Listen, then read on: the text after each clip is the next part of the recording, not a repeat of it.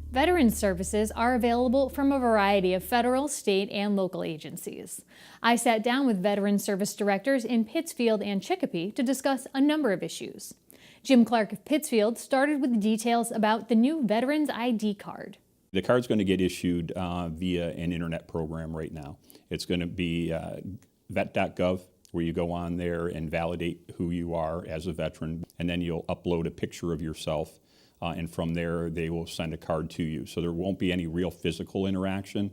But the card itself is just that. It's an ID card. It identifies you as a veteran, and that's pretty much it. Even though the VA has been given the responsibility to do it, it's not really a VA card. And how is it different than the Veterans Health Identification Card? Yeah, the Veterans Health Identification Card is that you are qualified as a veteran to receive health care through the VA.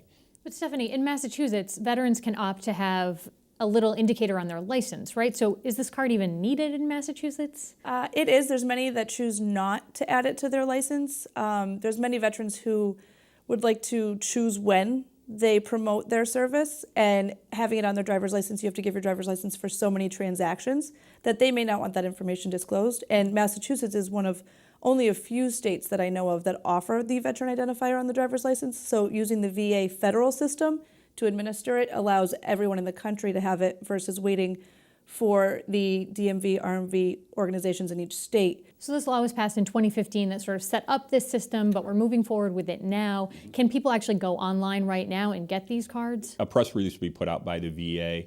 I'm going to put it out in our local papers when it's out there, because honestly, it's probably 10, 12 times a week I get asked that question. So if people have more questions, what they can do is probably contact their local Veteran Service Office, Absolutely. which each of you are leading. And with veteran services, I think in talking to both of you, there are a lot of questions. There's the federal level, there's the state level, and then there's also local service levels that you all are providing.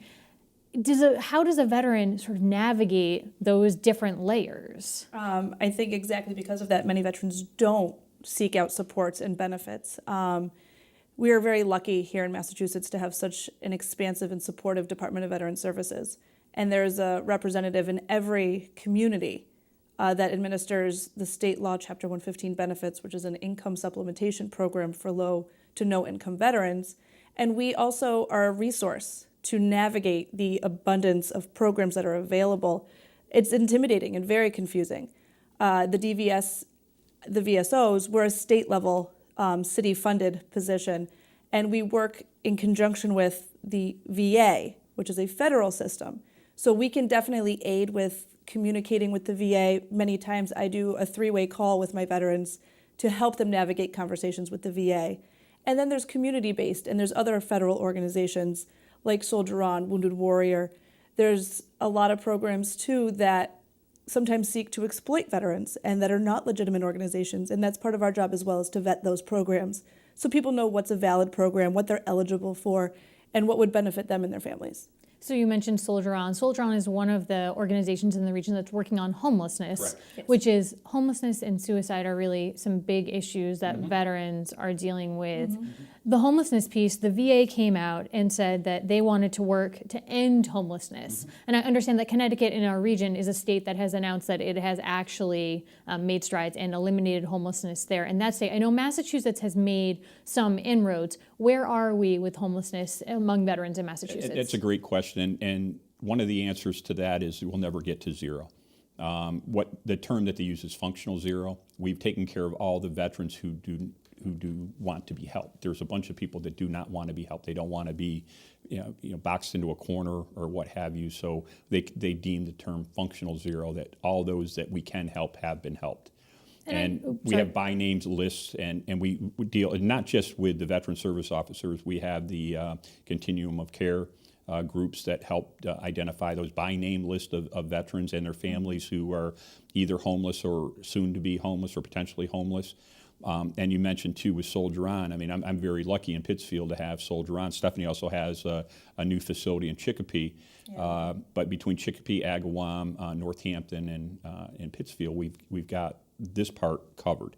But I can tell you honestly, there's some people that just do not want to be helped, or they're seasonally don't want to be helped. Hey, the weather's nice. I'm good right now.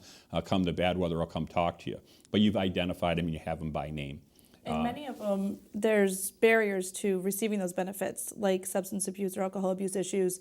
And if they haven't come to terms with wanting to resolve those issues, then they're not eligible to participate in those groups. And they have created supplemental programs on a short-term basis to help reduce those barriers that don't have those requirements.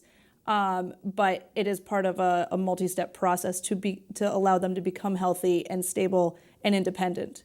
So certainly lots of issues that veterans can appeal to either their VSOs here, or either you, Jim, in Pittsfield, or you, Stephanie. If people need more help, there are also numbers. Those are Veterans Crisis Line, if they're dealing with suicide in particular, and that's 800-273-8255, or they can reach out to their local VSOs. Thanks so much for being in studio to talk about some of these issues with us today. I appreciate it very much. Thank you for having us.